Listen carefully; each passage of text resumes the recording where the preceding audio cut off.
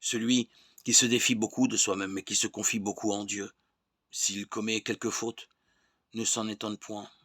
Il n'en a ni inquiétude ni chagrin, parce qu'il voit bien que c'est un effet de sa faiblesse et du peu de soin qu'il a eu de bien établir sa confiance en Dieu. Sa chute, au contraire, lui apprend à se défier davantage de ses forces et à se confier davantage au secours de celui qui seul a la puissance.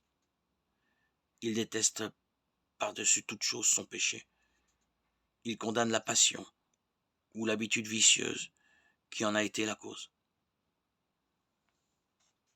Il conçoit une vive douleur d'avoir offensé son Dieu, mais sa douleur, toujours tranquille, ne l'empêche pas de revenir à ses premières occupations, de soutenir ses épreuves accoutumées et de poursuivre jusqu'à la mort ses cruels ennemis. C'est encore une illusion bien commune que d'attribuer à un sentiment de vertu cette crainte et ce trouble que l'on ressent après le péché.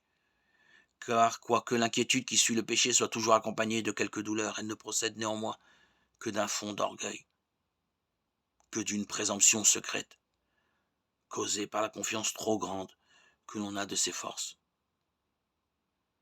Ainsi donc, tel qui se croit affermi dans la vertu et qui méprise les tentations venant à reconnaître, par la triste expérience de ses chutes, qu'il est fragilisé et pécheur comme les autres, s'il s'en étonne comme d'une chose qui ne devrait point arriver, et il est privé du faible appui sur lequel il avait compté, lui-même, il se laisse aller au chagrin, au désespoir. Ce malheur de tristesse, de découragement, de désespoir n'arrive jamais aux humbles, qui ne présument point d'eux-mêmes, et qui ne s'appuient qu'en Dieu seul. Car lorsqu'ils ont failli, ils n'en sont ni surpris ni troublés, parce que la lumière de la vérité qui les éclaire leur fait voir que c'est un effet naturel de leur faiblesse et de leur inconstance.